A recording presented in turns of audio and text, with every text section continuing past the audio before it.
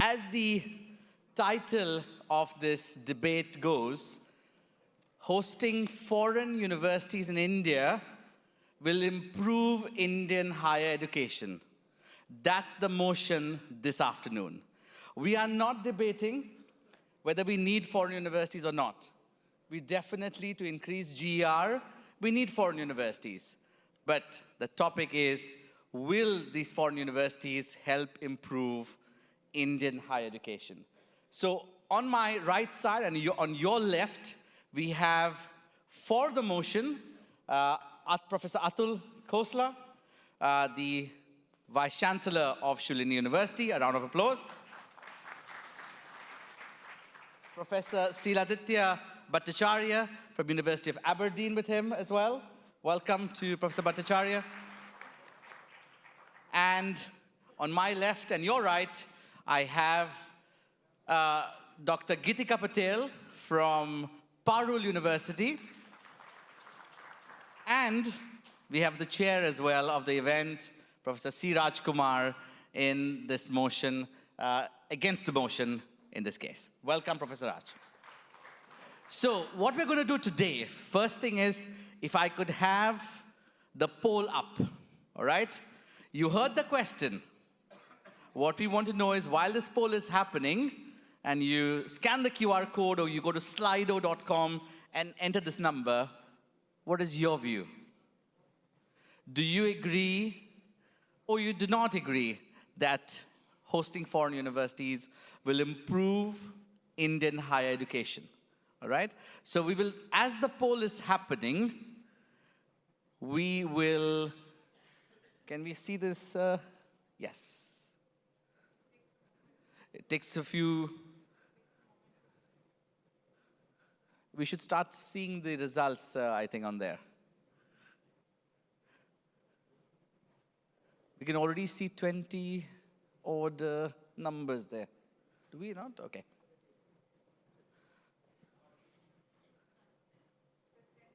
There's nothing showing here. Where? Ah, okay, there's 0%. So we have the post-poll. You need to go to the pre-poll, please. Oh, it's changing. It's like Indian elections. Okay, good. Perfect. So, wow. So you have a tough one here to convince our audience. We'll keep that running, all right, while we are going out. So what I want to do for this poll, while the poll is happening and we're getting the results in there, we will start the debate, which each of the opponents here making their 5-minute statements. I will give you up to 5 minutes. You can do 3 to 5 minutes. Some of you all requested more time, so we'll give you 3 to 5 minutes. I have this bell here, so I'm going to be very precise on time and not a minute over 5. So at 4:55, the bell will ring, all right? And you have to stop. So first, I would like to request Professor Bhattacharya. You have your job is very easy because it seems the people in the room believe that foreign universities or hosting foreign universities in India will improve Indian higher education. So your 5 minutes to take the 66% to perhaps higher in the post-debate poll. Or maybe when they make their statement, you might actually lose the vote, so we don't know. For me, I'm neutral. So what we want to do is have your 5 minutes now, Professor Bhattacharya. You can speak on the podium or from, you can sit here as well. What do you prefer? Perfect? All right.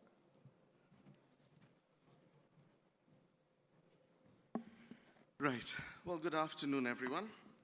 What a great way to wake people up from their postprandial naps. Thank you for inviting me to speak at a day's notice. I'm delighted to be here, not least because, as you can tell and as you've just heard, I have nothing to lose. This is a hugely exciting point in time for India. And for me, as somebody who was originally trained in India but have spent the last 3 decades working in the UK higher education system, I think it's really interesting to be able to contribute to this debate today at a time when India has hugely ambitious plans for the future of its education. There are two policy documents that nobody who's attended this conference will be unaware of. One is the Viksit Bharat, so the plan, the master plan for India's future till 2047, and the other is the Higher Education Policy 2020. Now, the aspiration that's articulated in these documents, and in particular relevant to this debate, the commitment to take 50% of school leavers to higher education at a time when those numbers might translate into 70 to 100 million higher education students, leaves us with a no-brainer. Is the current higher education capacity sufficient for those needs? And I don't think we need any advanced analytics to give us the answer. The straight answer is that it isn't. And therefore, we need greater enrollment capacity, and we need it now if we're going to meet the 2047 target. And therefore, it should not come as any surprise that overseas universities have the ability to do that with enthusiasm, to do that respectfully, to do that in the form of equitable partnerships, but most of all, to do it successfully and to do it to a very high standard if we believe in QS rankings. Does anyone here not believe in QS rankings? Okay, so for me, our worthy opponents across the aisle will have to prove at the end of this discussion that hosting foreign universities will either be detrimental to Indian education or will leave it unchanged. The leave it unchanged, I think we can jettison right now, because if that was the belief, they wouldn't have participated in the debate. So they have to show convincingly that hosting foreign universities will make Indian education worse. And of course, this is a contested term, so they've got to define the parameters by which they can discuss, describe, and define worse. Apart from increased capacity, which is absolutely clear, we're talking here about injecting something new, something fresh into the ecosystem in India. So it's about quality, it's about bidirectional sharing of good practice. Most of all, it's about global exposure at a time when we are training students, and we've heard all morning about skill sets, about being skilled for the future, for what industry, for what the employment market needs. It's really important to stress that we don't train students for jobs anymore. We train them for careers. Careers that change, careers they can change, careers that may not exist at this point in time. So what we really need is the development of adaptability, critical thinking, problem solving, and education systems like many overseas universities already support, which encourage students to be innovative, entrepreneurial, and self-reliant. And we've heard all these words here at this meeting today. We also need something that's part of the system within many overseas universities, which is flexible entry criteria and a widening access pathway. Things that India desperately needs, but to my knowledge, does not possess in a demonstrable way and at scale. And finally, research opportunities and embedding research within teaching, having research-led education. And indeed, when I talk about research, I mean pedagogical research as well as discipline-specific research. Apart from the improvement that foreign universities might bring to education, they are also likely to improve the environment, and my colleague and co-speaker will speak about that. Thank you. Thank you so much, Professor Bhattacharya. Dr. Patel, now, he has made some convincing remarks, and we would like to request you to make your stand on what you would like to say against the motion. Your 5 minutes starts now. Yeah. Thank you, Ashwin, for making me a part of this panel. And that bell is very scary, so I'll quickly come to the points. So the first thing which we need to understand and realize is the ultimate objective of setting up these branch FHEI campuses in the country. What I have perceived as objectives, the first is strengthening and elevating the overall Indian education system and provide an overall global perspective to the Indian education ecosystem. The second, I believe, is creating a healthy competition for Indian institutions which are at par. And the third could be to give a global education exposure for the students who cannot afford to go to these countries. Now, I'll be quickly coming to the points how I feel that how each of these objectives we will not be able to meet. Now, coming to the first objective, which states that we want to elevate our ecosystem. Now, I think we all realize and understand that the only way for any nation and any organization to grow and to prosper is to realize their own internal strengths, capacities, and potentials, and to build upon them to grow. Now, bringing somebody from outside, I think, is against the core ethos of growing, and that is how we are seeing so much of momentum with Make in India, Startup India, which all relies upon bringing your own capacities up, and that is how I don't feel bringing somebody from outside will be able to elevate our own system. The second objective, as I told, will be to give a healthy competition to the Indian counterparts. Now, I always feel that competition can only between people who are given equal opportunities. Now, with the kind of autonomy which is being given to the FHEI branches that are going to be sent, the Indian universities do not even have half the autonomy, so there is no question of a healthy and a fair competition, though the second objective is also not met. The third was to give a global exposure to the students who are not able to go abroad. So here I very strongly feel that the students who are going abroad are not just going abroad for teaching learning in a foreign higher education organization. They are going to get a comprehensive global exposure which doesn't come inside the classrooms. Now, teaching and learning is much beyond the classrooms, and it's an entire cultural immersion which happens when a student goes abroad.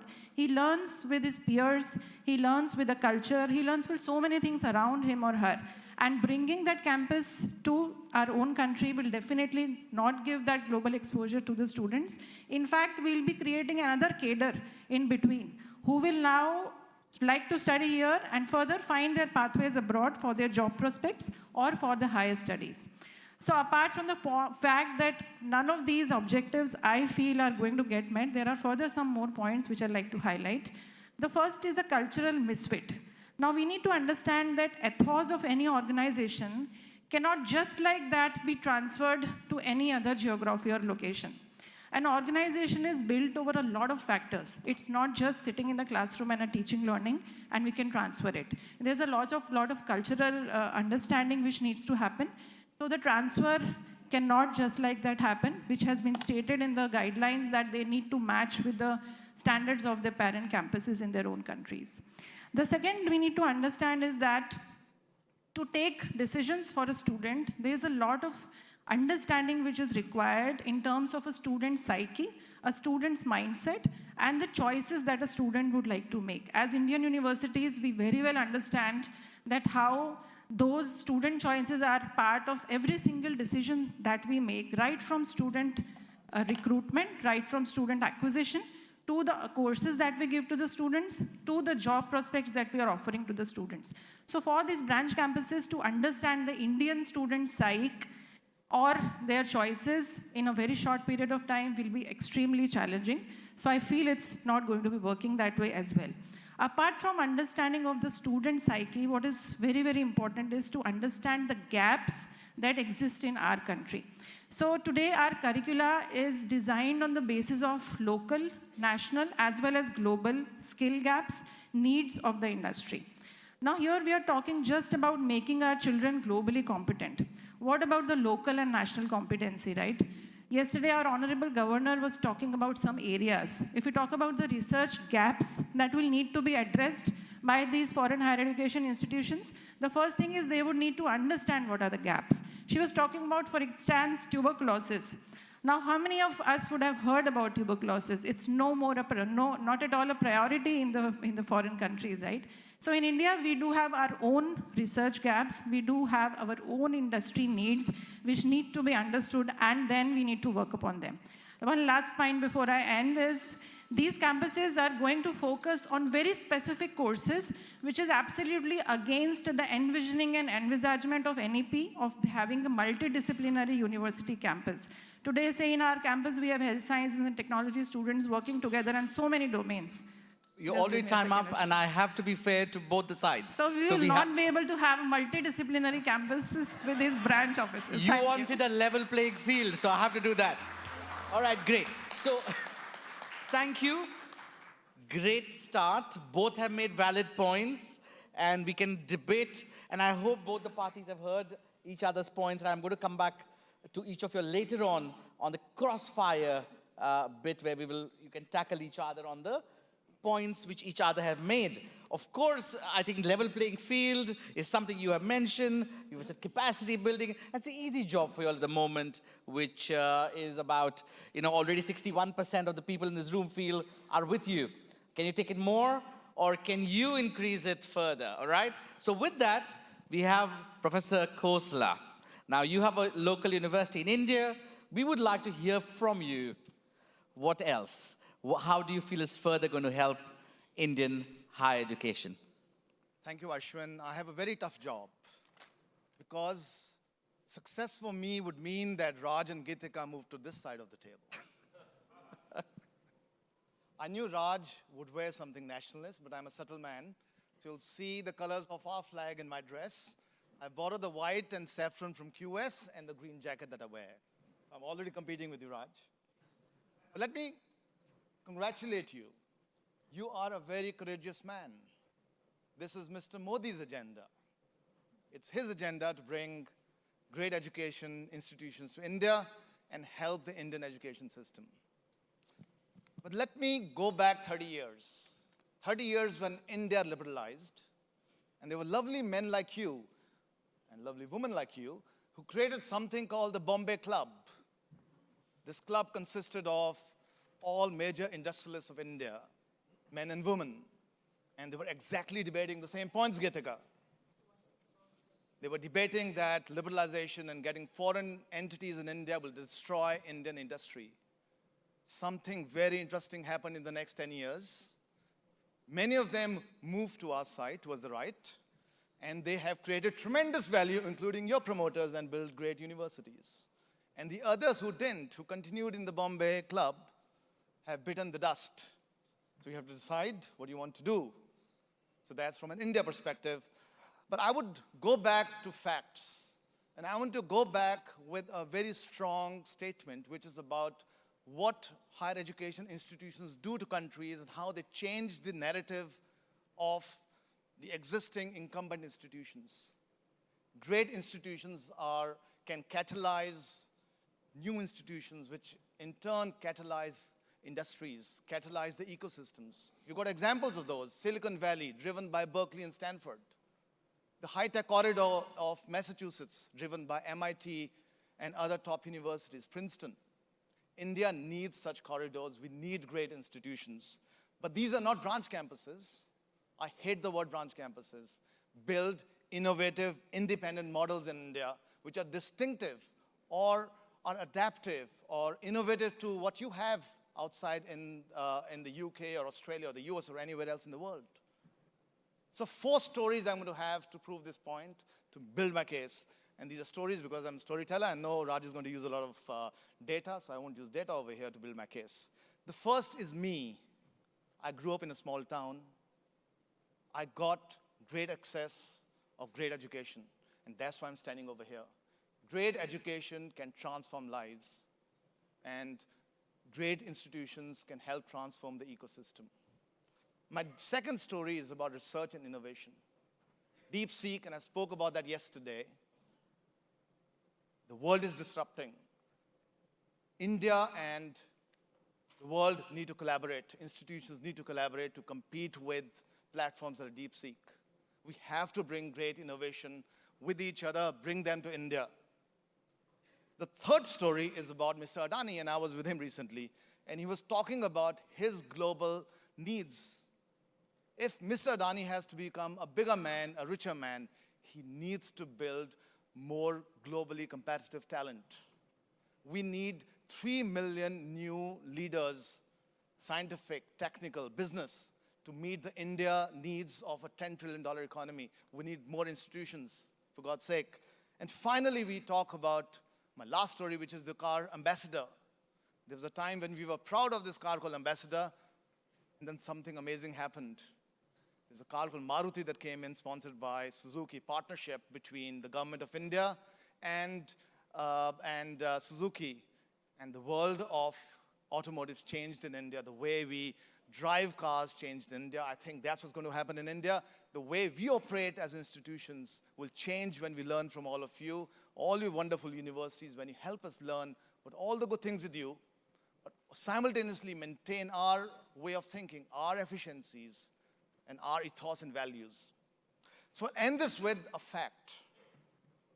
And Raj spoke yesterday about a young India, an India that has, and you gave some wrong numbers, Raj, but 28% of India's population is less than 18 years. If I go back to 2020 and I did some research, China had 28% young Chinese less than 18 years of age. By 2047, Viksit Bharat, India will be at the same stage as China. We will have 17% people, young people less than 18. We don't have time. We have to pole vault and not leapfrog. And for this leapfrogging to happen and this pole vaulting to happen, we need to ensure that we get great institutions and transform the Indian ecosystem. Thank you very much. I hope I reached my case. All right. So you have set the bar there. You spoke a lot of things. I want to respond to some of them, but it'll keep it for the crossfire. We already have Professor Raj at the other side who's going to oppose it, and your 5 minutes start now. All right, let me take you to the, some of you must have watched the show, Yes, Polls Prime are Minister. happening. Yes. So let me take you back to Yes, Prime Minister's show. The scene is the Prime Minister's office. Jim Hacker, the Prime Minister, is flipping through a stack of papers. Sir Humphrey Appleby and Bernard Woolley are standing nearby, waiting for him to speak. Jim Hacker says, the Prime Minister, he says, "Gentlemen, I have just received a proposal from the Vice Chancellors of several British universities. They want to open branch campuses in India. Apparently, there is a huge demand for British higher education." Sir Humphrey Appleby responds, "Of course, Prime Minister, and India is the perfect place to establish British universities. The students there are desperate for a quality education, preferably British, of course." And Bernard Woolley says, "Well, aren't Indian universities improving by themselves? I mean, the country has some of the best universities in the world." And of course, Sir Humphrey says, "Bernard, you're not serious. A few Indian universities might be making strides, but they don't have the pedigree. No one can compete with Oxbridge. It's like comparing a Rolls Royce to a rickshaw." The Prime Minister immediately responds, "Exactly. They want the best, Bernard. They know the real education comes with a British stamp of approval." Bernard, but isn't this just another example of, well, colonialism with a new face? The Prime Minister responds, No, Bernard. This is about spreading the benefits of British knowledge and expertise, helping these poor countries catch up with the civilized world." The Cabinet Secretary Humphrey responds, "Indeed, Prime Minister, and India has an untapped market of students who are willing to pay large sums of money to receive the best British education." Yes, Prime Minister says, "That's the point, isn't it? A lucrative market for our universities.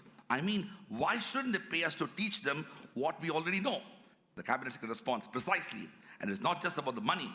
We are also teaching them the British way of doing things, governance, economics, culture, how to run a country properly." Bernard responds, "You mean teaching them how to govern like the British?" The Cabinet Secretary says, "No, Bernard. We are teaching them how to run a country with British help." The Prime Minister smilingly says, "It's a win-win. They'll get the education and we'll get the influence." So Bernard says, so we are basically exporting the British model of higher education to India and then pretending it's for their benefit. Humphrey responds, "Oh, quite the opposite, Bernard. It's for our benefit. They get the privilege of paying for British professors to teach them things that they could easily learn in their own country. The real lesson here is the British way of life." The PM responds, "And think of the prestige, a British university campus in Bangalore, Delhi, or Mumbai. They'll be proudly waving the Union Jack at their graduation ceremonies." Bernard responds, "I can see the headline now. British universities export excellence to India. Indian students celebrate British class system." Humphrey responds, "Yes, Bernard, except we won't mention the class system part, but the prestige will be undeniable. The alumni will be great for decades." PM responds, "It'll boost our soft power too. Think of all the politicians, CEOs, and business leaders who will emerge from these campuses. They will always have a soft spot for Britain. So let me get this straight.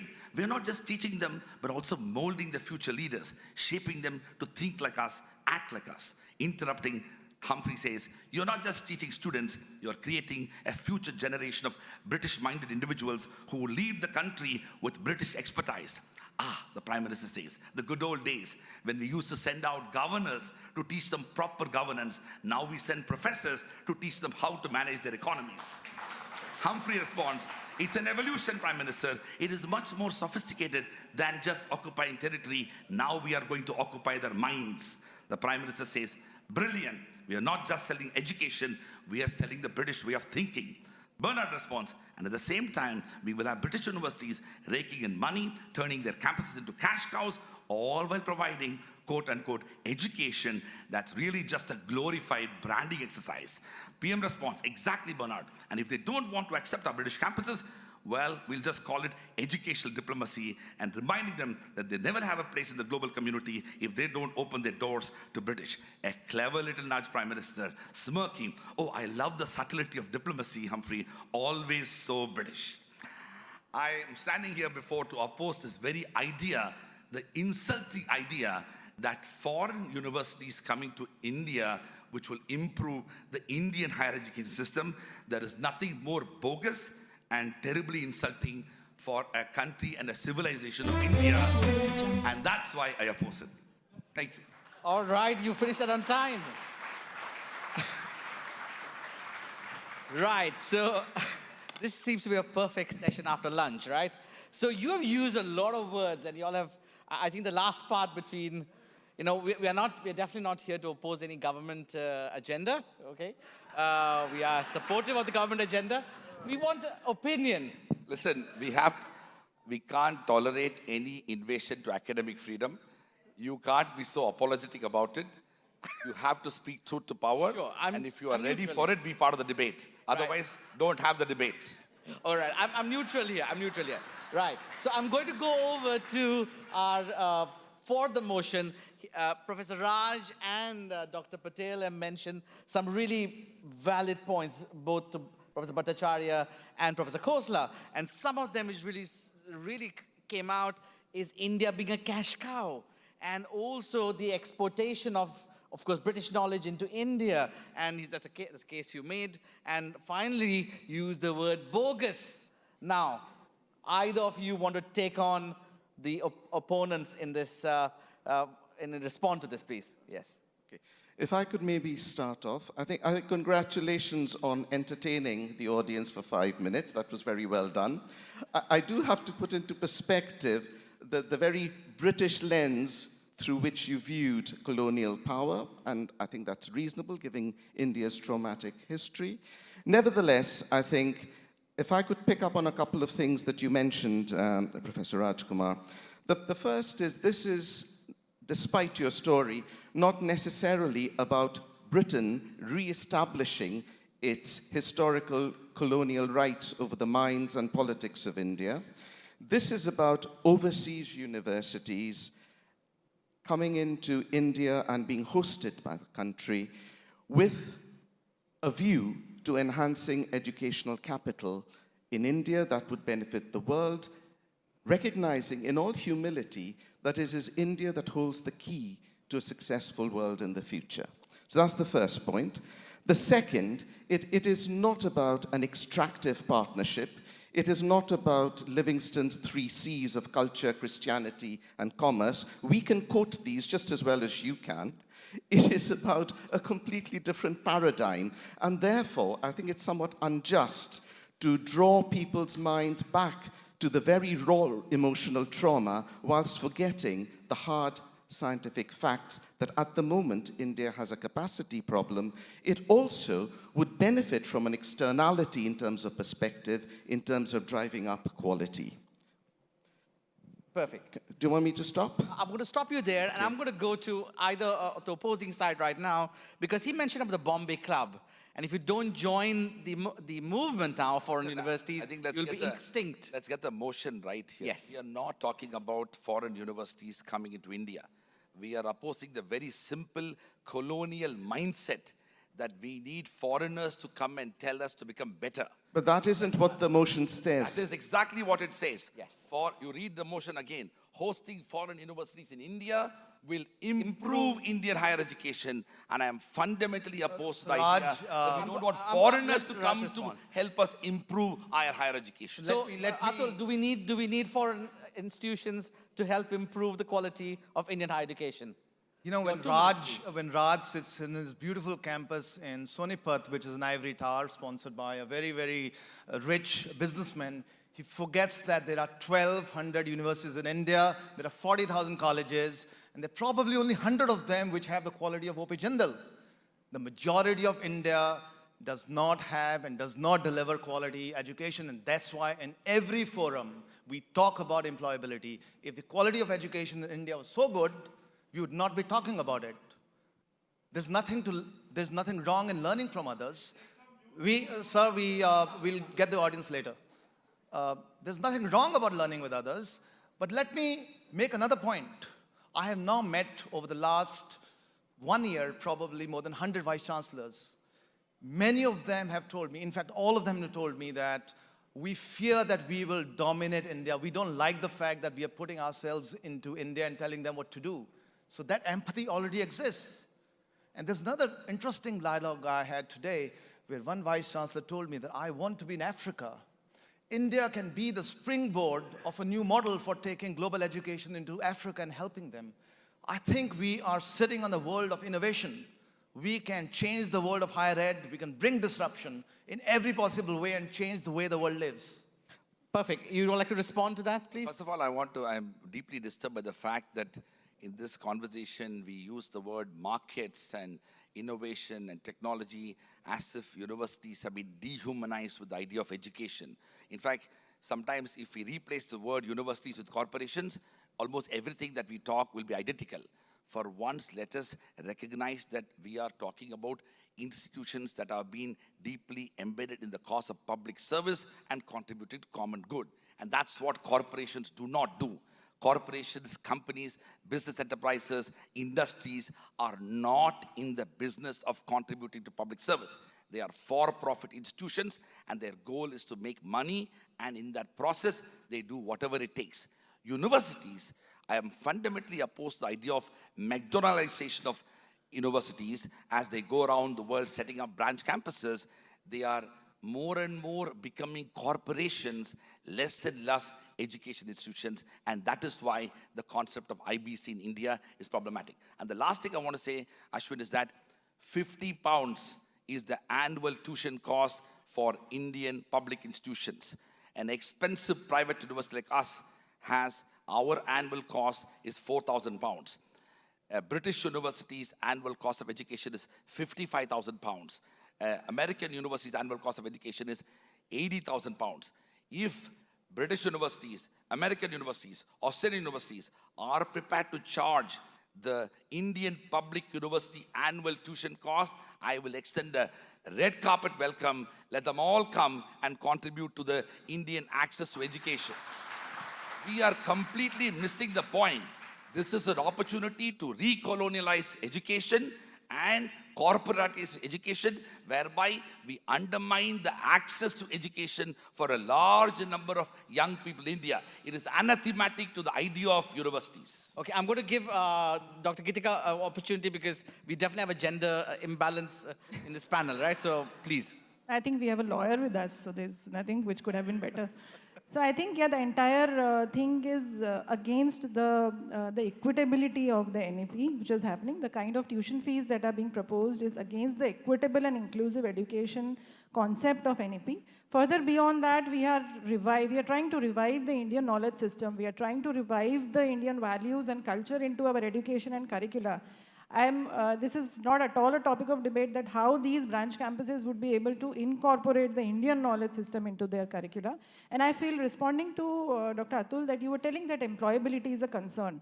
We are not debating whether employability is a concern or not. We are debating whether the presence of these campuses, these handful campuses in more than 50,000 institutions across the country, are going to improvise the employability or the skills of our children? Or is it us who have to work upon it, build upon our strengths, and be able to do that with, of course, learning from our peers and learning from our partners? Perfect. Do you would like to respond to? I'll respond and then I'll hand it over to my dear friend Siladitya. I'll first respond to Gitika. There's something called a snowball effect. We are catalysts. We don't have to change the world. We have to become role models.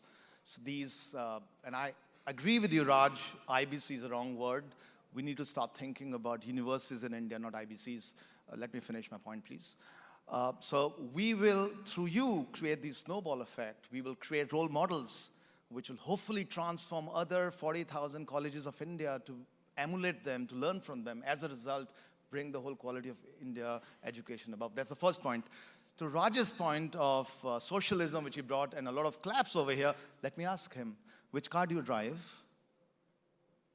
You should be driving a cycle, my dear friend. No, but I understand you drive a Mercedes. Let's not get into personal. That's completely irrelevant. Okay. I apologize.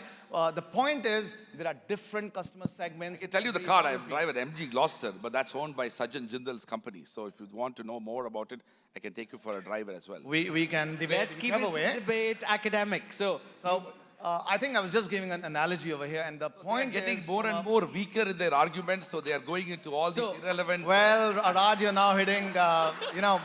You're playing a nationalist card over here. Do I have the chair's permission to speak? Just one more point which I would like to make over here. We all know that there are different customer segments, the different needs for those customer segments, and there will hopefully be endowments that foreign institutions will bring in. They will create, hopefully, scholarships that the young people of India who can't afford will get that education. I'm assuming that, and I hope all of you will agree to that, all our dear Vice Chancellors. Ashwin, there are more serious issues than which car I drive. I really want to focus on that. The reason it's important is that the fact of the matter is Indian public universities are under huge stress today. They don't have enough resources. Many state public universities, including colleges, the 40,000 institutions that we're talking about, are starved of funds. Central universities, IITs, IIMs are not having enough autonomy and freedom for them to operate, including financial governance. At a time when we have serious issues of autonomy and governance for our own universities, what is the fun in getting foreign universities to come and promise them autonomy and freedom and governance when we have an internal crisis to handle? And on top of it, what is going to happen, and that's exactly what has happened, Yale at NUS left after a while, realizing it was a bad idea. You had UNSW in Singapore, wound up after a time, left. The story of all these universities will be the same thing. In 5 years, they will all wind up and they will go away. But we will be left with our problems and all the things that have been left behind. Like how colonialism, after 200 years of East India Company. I have finally seen one data point here. Imagine all of that. Now, there's a just repeating the same point, Raj. Hold. There's one data point Professor Raj has mentioned of the Yale NUS, right? The model hasn't worked. Over to for the motion. He has already given one data point. Would you like to counter with where the model has been successful in any other country? I think, Siladitya, you should be the one countering this. Okay. I think the reason why overseas universities are interested in considering the situation and the landscape in India is because the model has been successful in many other countries. I mean, there are people in the audience whose institutions run universities in a number of different countries, and I don't want to rehearse them. We've all heard about their experiences earlier. If I can come back to the central issue, the point that was made very eloquently, that there are universities in crisis here, I suppose my question, which is made in all humility, is how does the entry of overseas universities who are not reliant on the Indian or state governments for finances deplete the reserves available for existing universities? So that was, I'm not expecting an answer, that was the first point. On the same question of cost, if I respond to Gitika's point about the fact that the cost bar may be raised in terms of affordability, my only rejoinder to that would be cost isn't on the agenda in terms of the motion that we are debating. It is about quality. It's not about whether overseas universities will make education more affordable in India. So that's the second point. And I'm trying really hard to bring us down from this stratospheric emotional tirade that I'm witnessing to some real logical hard facts. The third thing is about you lay claim to Indian knowledge, and I'm not engaging in a Socratic dialectic here. I thought, in my simplicity, that knowledge was universal, and where indeed India has been the source of knowledge, India has been very proud to gift that knowledge to the world when we think of things like the zero, right? Would you agree? Listen, this is first of all, let us understand that foreign universities are not coming here to do a charitable act. They want to balance their budgets. They want to have more money. Greed and accumulation of more wealth is the single dominant factor for foreign universities to come into overseas campuses. In fact, it really doesn't matter whether they're going to be successful or not, because as he rightly said, I accept the fact that they've been successful in Malaysia, Singapore, Hong Kong, Dubai, and all these countries. But we are not these countries. We are a complex society where... I want to open up to our audience, please. Challenge. I think before that, I'd just like to say one thing before. Just a second, Vinay, please, I request. I'll take 30 seconds over here.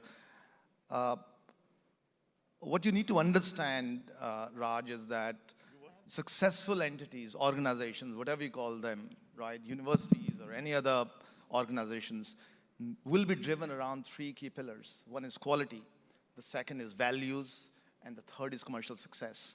I think we cannot take commercial success outside of, when I say commercial success, that doesn't mean disproportionate profits. It's about creating at least cost-neutral propositions. So I'm assuming that all of you sitting over here, my friends from different universities, will be thinking about these three parameters. You are not just thinking about making it a market for India, but you're really thinking about how you can expand your capabilities from the US, Australia, New Zealand, US, and bring those capabilities into India. You're thinking about humankind. You're thinking about changing the world for making it a better place, because that's your mission and that's your values. And I think that is the reality on the ground. So both sides have made some valid arguments. Will that be enough to change your mind and have a difference in your opinion?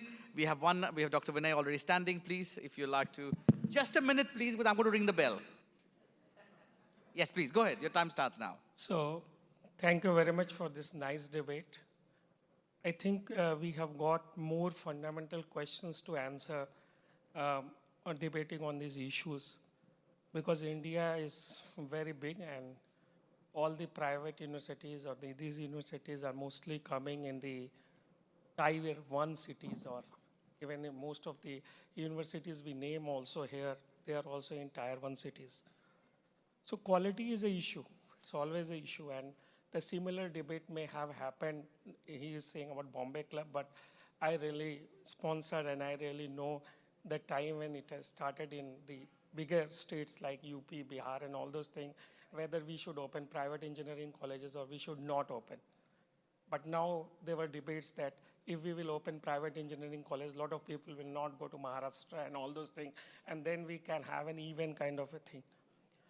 I think we have got private universities, but still I feel that looking from public perspectives, they are not even matured for some kind of things. They are getting matured. And why you once become matured? Because you see your opponents. So it is a truth when it happens. When Google and Microsoft came, a lot of were debating at IIT and public funded engineering colleges. I want to respond. I want to ask you a question, yes or no. You're a public institution. Are you for the motion or against the motion? No, I'm for the motion. Means I want university. So you believe foreign universities are going to help in a simulated way, barring the Rajkumar's apprehension. There can be things. You have to pick a side, and I'm going to go to the next one because of time limit. So you haven't taken a side. I will not go to JGU for. I just want to make a point about Professor Bhattacharya. I'm neither for nor against. I've got a problem with your hypothesis. You started with capacity. See, 1/4 of the world doesn't get food. So you're saying that they don't get food because there are not enough kitchens. That's not the fact. They don't get food because there's no food. So you're mixing up capacity and quality. They are two different things. So we need to segregate whether we are wanting to build capacity through foreign universities or we are wanting to build quality through foreign universities. So let's differentiate. That's incorrect way of, No, I'm going by his hypothesis. But we're talking about yes, access. incorrect otherwise, but I'm going by his hypothesis. He started with capacity. They don't bring capacity at all. You be very clear about it. Capacity will come some other way. It won't come this way.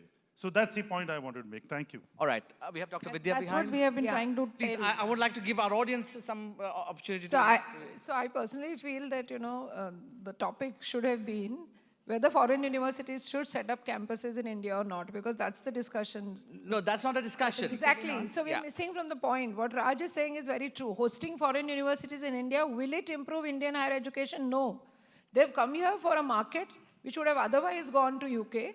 There are students here who would have otherwise gone there, and now they get maybe education here at much lower cost. Why did Symbiosis go to Dubai? Not to improve their higher education system. There's a market Good one. there. Thank you so much. There's a market there. There are Indian expats, and those are the ones that we cater to. All right. Is anybody else? Okay. There's no hands up. I'm going to give Raj's colleague an opportunity to go at it. Professor Paddy. You know, Yes. A minute, please. I am against the motion, but one of the important points which I think we are forgetting and we are missing is, Indian institutions and when the foreign universities coming to India, they don't have the same level playing field. When the existing competition is between the Indian universities, there is the same level playing field. This is significantly going to hit the Indian universities because when there is over-regulation already and there is no regulation there, what are you competing against? I would rather say they're not going to improve. You are going to see a lot of Indian universities which has resource constraint going to close down because that is going to affect, So I think we need to talk about the regulation and the equitableness in terms of competition. Perfect. Hemant there? Yeah, quick questions. I think I heard less views on what the students think here, right? So just like in any free market, the consumers decide where they want to choose. So I think, is that really a debate? Because eventually when the foreign campuses come, the students will make their choices, right? In terms of whether they really want to study in Indian universities or a branch campus of a foreign university. Because eventually, that's what any free market does, where the consumers decide whether you want a Maruti or a Rolls Royce or a Raymond's or a Gucci, right? What do you want to do, right? Well, all I can say is that you can't use education as a public good in that manner. You need to I have to stop you there. Because... So I want our, for the motion, the team to respond. Please, go ahead. I think there are 2-3 points made over here. The first is about what you said, level playing field. And I did start my argument by saying the same thing was happening 30 years ago. I will assume and make a leap of faith that over time, the government is smart enough to give a level playing field to everyone, but they have to make a start. But that non-level playing field that you talk about will also make all of us, which are Indian universities, and I also run an Indian university, will make us cutting edge, will make us even better. So that's the point, at least I have in my perspective, that's the first point. I think the second point, which is around, which Vidya you make, and I fundamentally disagree with you, which is to say, how does that improve us? We live in a world of networks. We live in a world of collaborations. And when great institutions are here, and we know there are great institutions with 500, 300, 100 years of heritage, we can really learn from them. We can step up our own capabilities, and hopefully 50 years down the line, we can actually become as good or better than these global institutions. So I see it as an opportunity to improve, and I also think that competition increases competitiveness, best practices change people, and this is what's going to happen in the next 5 years. I see this as a unique point in the history of India where there is values, purpose, and economic value converging. But do we need those campuses in India to improve the quality? Absolutely. We need to be close to the population of India because that's what we need to afford. Over to you all, please respond. Yeah, I'll just make a quick point. Yes. See, we are trying to understand that our objective of setting up these campuses is to improve our education system. Have we ever asked what is their objective? The objectives have to meet, right? In subsequent to what Dr. Vidya mentioned. To make a lot of money. That So that's what I'm telling. no, let's So not we make are mistakes. debating about something You've got Siladitya which who has can not answer been this. objectivized by these universities. So how could we objectivize it as it will improve our education system when they have not set up as their objective? Okay. So we need to ask them whether they have is it the in their objective. Ask me. All right, please, if you'd like to respond to that, what's your objective? Well, thank God for that. It's nice being talked over sometimes. As universities working in a global landscape, and as universities that are value-driven, that are ancient, our objective is to be, certainly for me as the University of Aberdeen, it's a fundamental mission, which is to be open to all. And I haven't just made it up. This was created in 1495. So our objective is to take education globally to people who need it. In terms of whether we make money out of it or not, I think that is not the fundamental driving objective, but certainly we need to be businesslike. We need to make sure that we don't crash, because if we do, who will teach out our students? We will leave you with the problem, so we can't afford to let it be that. Final say for Professor Raj before we go to the audience and have a repoll, please. Well, so first of all, I think I want to draw your attention to Michael Sandel's book entitled What Money Can't Buy, The Moral Limits of Markets, where Michael has argued about the need for differentiating certain aspects, that everything cannot be defined by market forces. And there ought to be some things money can't buy, and these are moral limits, and education is one such thing. The single and the only objective of British, Australian, and other universities to come to India is clearly to expand and to have opportunities to increase their revenue earning capacity, because what has clearly happened, and the projections are going to be happening, is that more and more the diversification of Indian student aspirations. 50 years ago, they were only going to United Kingdom and US. Now there are options in Australia, Singapore, Hong Kong, South Korea, Taipei, and I have news for you, Tajikistan, Uzbekistan, and the entire Ukraine had 25,000 Indian students pursuing medicine. So the pie has reduced in the UK and in Australia, and it's like leveraging for the future. All right, thank you so much. I have Professor Rajita. Yes. Do you have any foreign delegates having their opinion, please? I want somebody else from foreign universities, please. If you have one more, I'll take one more question. Please, over to you. So I'm Rajita Kulkarni, President of Sri Sri University. So firstly, thanks for taking this format just after lunch. Please do more of these in the future summits. And my limited point is we live in an interconnected, interdependent, intermingled world. I think openness and collaboration is the way to go. And if we didn't find value in what our from an Indian perspective, our foreign counterparts had to offer, why are we doing MOUs with them? Why are we doing partnerships with them? Why are we planning to do research programs with them? We are not Let's debating look at against that. collaboration, madam. We are not debating So against just as collaboration. that we intend that is going to add some value to us as we will add value to them.